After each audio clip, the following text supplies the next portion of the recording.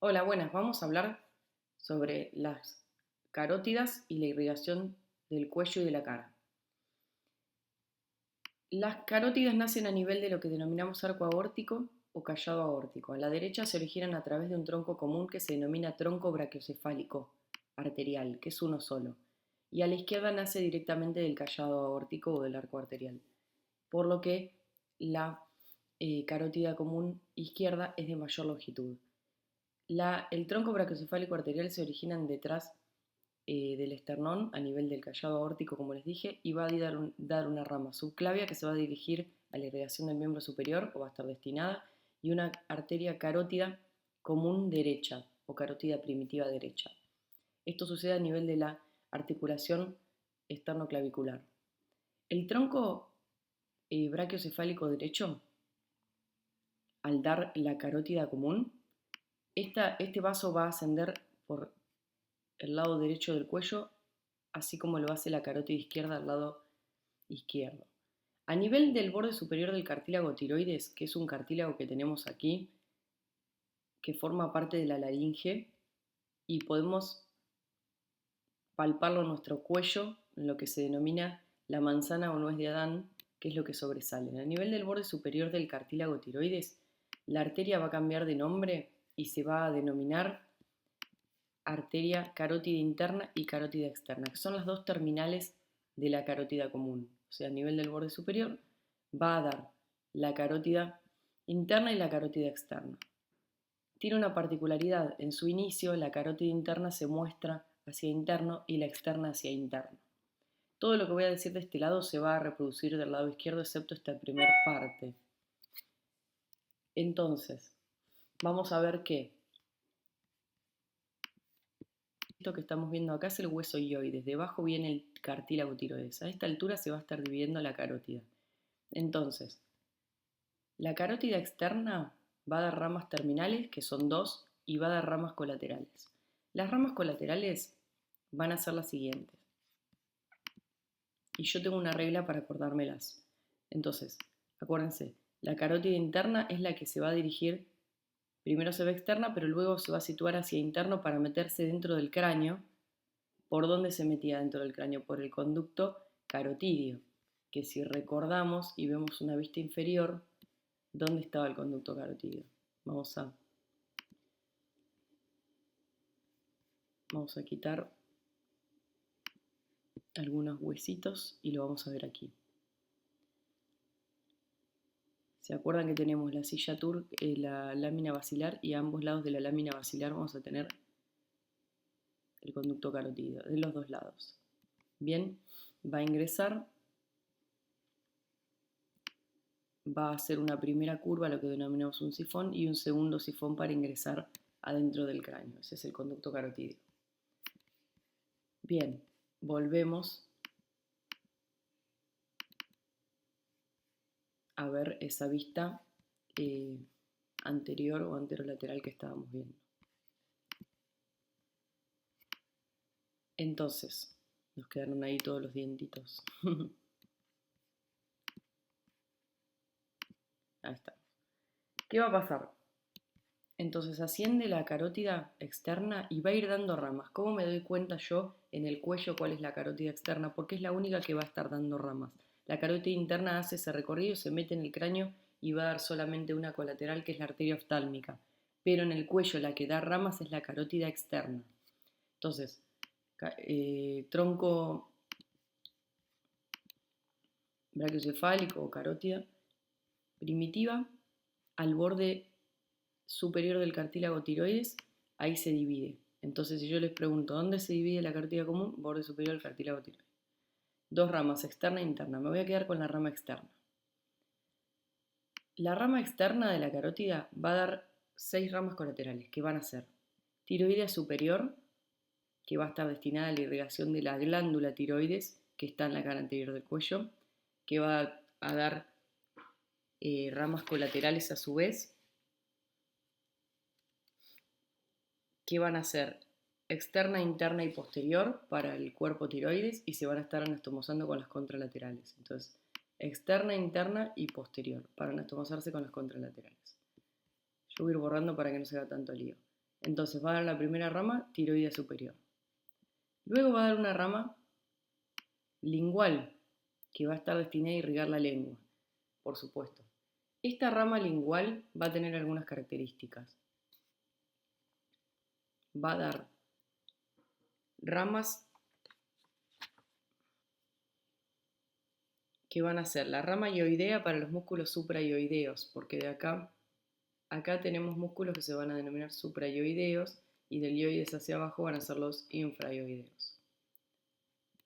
Los músculos supraioideos son los que colaboran con la apertura de la boca. Los consideramos músculos masticadores porque son los que abren la boca, porque cuando hablemos de masticadores vamos a ver que todos los músculos producen el ascenso de la mandíbula. ¿Y quién la deprime? Los músculos supraioideos. No se olviden de eso. Entonces va a dar la rama lingual. La rama lingual va a tener tres porciones. Una porción retroioidea, que va a estar cubierta por los músculos digástrico y estiloides, que van a ser dos músculos supraioideos. Una porción ioidea, que va a estar cubierta por el otro músculo que es el iogloso. Y luego va a dar una porción lingual, que va a estar entre dos músculos de la lengua, que son el genio-gloso y el lingual inferior. Las ramas que da entonces son ioidea, para irrigación de estos músculos. Va a dar otra rama que se denomina dorsal de la lengua, para irrigar la parte superior de la lengua. Y luego va a dar una arteria sublingual para irrigar parte de los conductos excretores y suelo de la boca. Y la rama terminal, según la nomenclatura antigua, va a la punta de la lengua y se denomina arteria ranina. Y según la nomenclatura moderna, va a ser la arteria profunda. Entonces, arteria tiroidea superior, arteria lingual, ya vimos dos de las ramas. Bien, la lingual por supuesto va a ir entre los músculos del piso de la boca y luego va a meterse en la lengua de lleno y va a terminar en la punta de la lengua con la arteria ranina o dorsal o arteria profunda. Y luego viene la arteria facial. Entonces ya tenemos, yo les voy anotando porque para este hay una mnemotecnia. Tili, fa, por ahora. La facial es la arteria que va a dar a nivel del borde inferior de la mandíbula. Acá está la glándula submaxilar. Se va a relacionar con la glándula submaxilar y se va a meter en la cara y va a tener este trayecto así. Es una de las arterias tortuosas del cuerpo que tiene forma espiralada. ¿Por qué digo una? Porque son tres en el cuerpo y acá de paso les cuento algo para que ya lo vayan asimilando.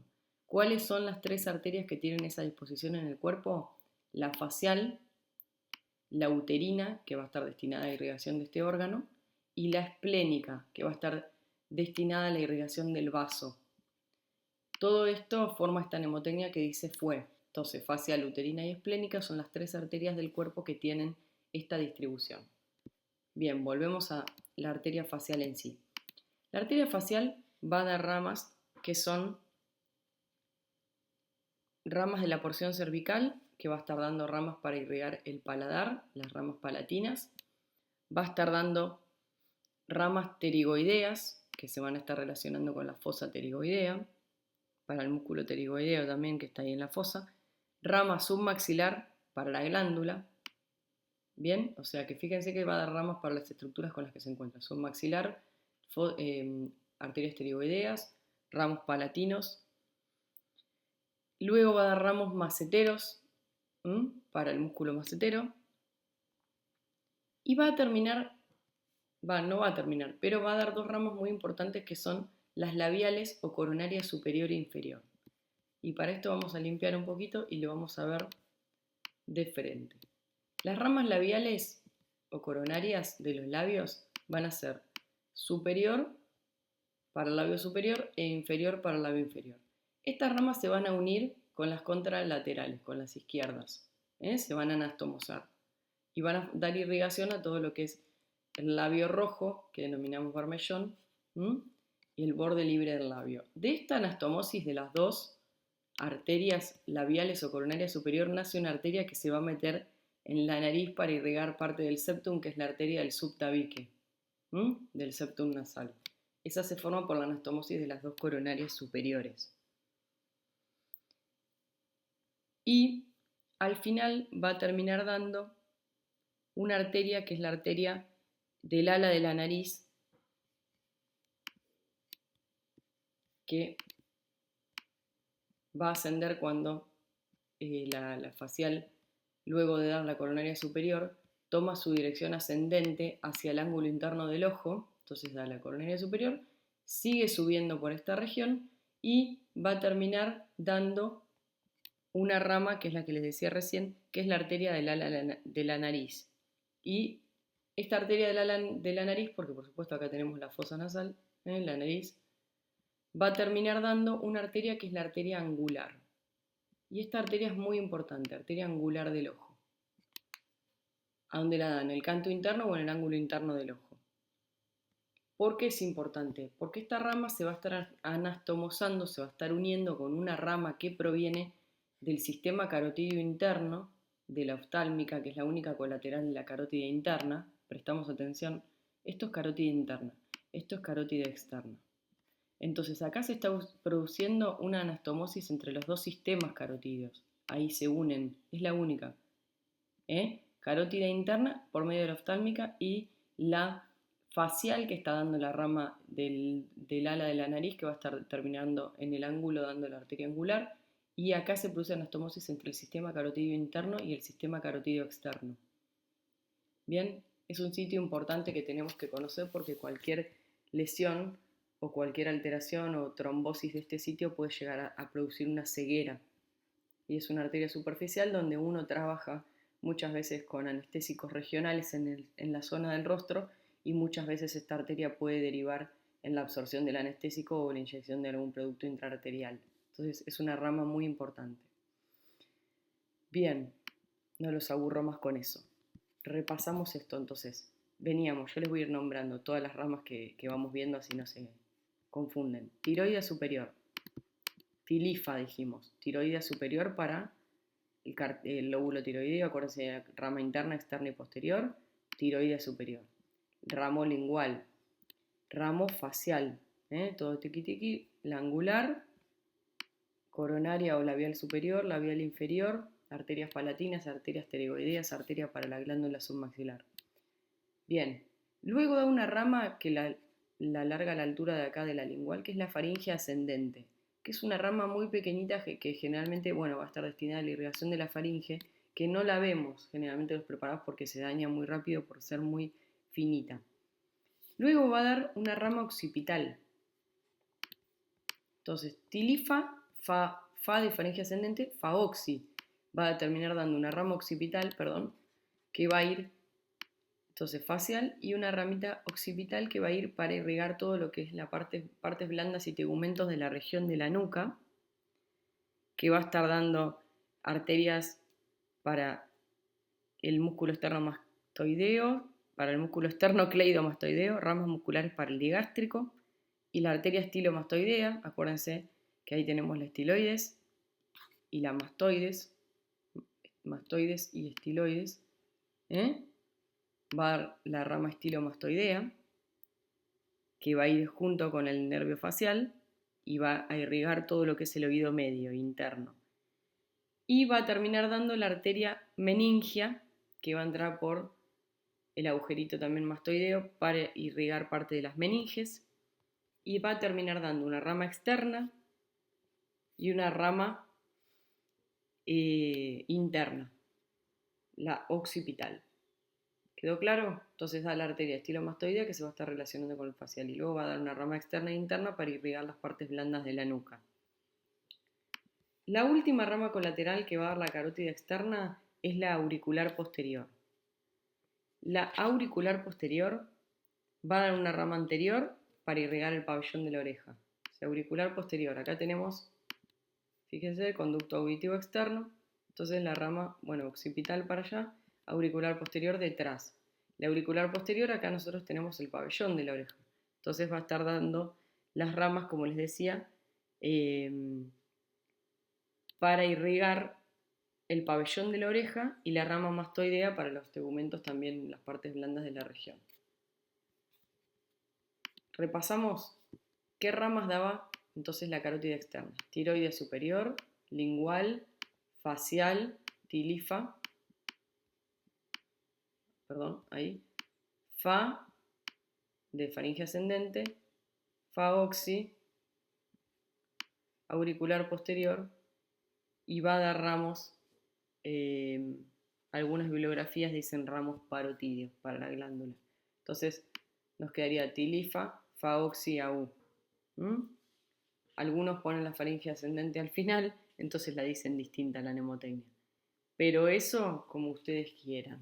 Siempre les digo que les sirve para recordar, así que si les sirve lo toman y si no, no. Entonces, del lado derecho tenemos el tronco brachiocefálico arterial que se va a dividir en el borde superior de la tiroides. La carótida externa va a viajar por el cuello dando todas las ramas colaterales. La carótida interna se ve externa y es la que no da ninguna rama, donde pega la vuelta y se mete por el conducto carotídeo para entrar a la base del cráneo. ¿Cuáles son las dos terminales que va a dar la carótida externa y dónde las va a dar? A nivel del cuello del cóndilo. Ya estudiamos la mandíbula nosotros y vimos que acá teníamos el cóndilo y acá está el cuello y acá está la escotadura coronoidea. A esta altura es donde se va a dividir en sus dos ramas terminales. ¿Cuáles son? Temporal superficial, que va a pasar por delante del trago. De hecho, ustedes pueden palpar su pulso temporal en este momento si tocan delante del orificio de la oreja. Hay un cartílago que es el trago. Ahí adelante pasa la arteria temporal superficial. Y la maxilar interna, que se va, o maxilar según la nomenclatura actual, que se mete detrás del cuello del cóndilo y se va a meter adentro del cráneo para dar 14 ramas, que siempre les gusta o nos gusta preguntar. Y la temporal superficial va a estar destinada a irrigar las partes blandas y tegumentos de la región temporal y la fosa temporal.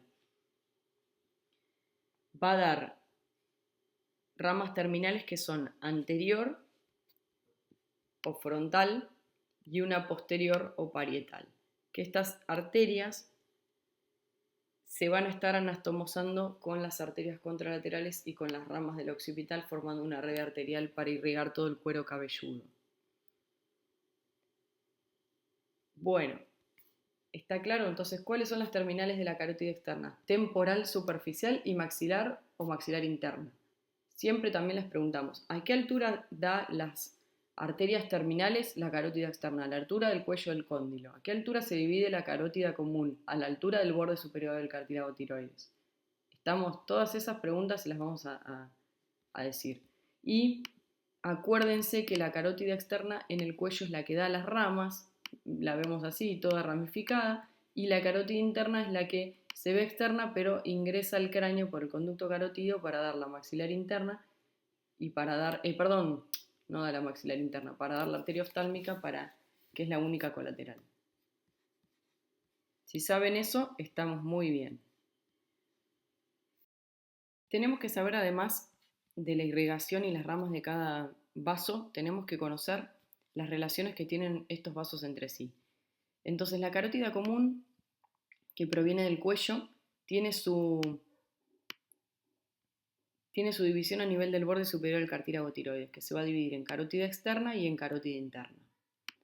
Esto se va a estar relacionando con elementos del cuello que van a formar parte del paquete vasculonervioso, como lo son la vena yugular interna, que va a estar relacionándose íntimamente con la arteria y está recibiendo un tronco que es el equivalente a la reunión de la vena lingual y la vena facial con la vena tiroidea superior. Entonces, estos tres vasos conforman lo que se denomina el tronco tirolinguofacial. A veces tenemos la faringia también, entonces tirolinguofaringofacial, pero tirolinguofacial, que va a estar desembocando a nivel de la vena yugular interna. Para que ustedes se den una idea, la vena yugular interna, al unirse con la vena subclavia, forma el tronco venoso brachiocefálico derecho. Del lado izquierdo sucede lo mismo. Por lo tanto, tenemos dos troncos venosos brachiocefálicos y un solo tronco arterial brachiocefálico. Entonces, aquí, la yugular, antes de unirse con la subclavia, que viene del miembro superior, va a recibir este tronco, el tronco tirolinguofacial. En esta reunión de elementos y con la presencia de otro elemento más, que es el nervio hipogloso o 12º par craneal, viene descendiendo y pega la vuelta para ir a inervar a los músculos de la lengua. Este es el 12º par, o 12º. El hipogloso determina la presencia, la formación acá de una estructura anatómica que es un triángulo, ¿sí? Este triángulo se denomina triángulo de Farabeuf. Triángulo de Farabeuf. Este triángulo delimitado por el tronco tirolinguofacial, la vena yugular interna y el asa del hipoglosio hacia superior hace que en el centro encontremos nosotros lo que se denomina la bifurcación de las carótidas. ¿Bien? Y esto que se encuentra aquí donde se dividen las carótidas se denomina seno carotidio. Es un ensanchamiento que existe en la raíz del origen de las dos carótidas, que es una zona muy importante ya que presenta receptores, quimioreceptores y varoreceptores, receptores de presión y receptores de cambios químicos de la sangre.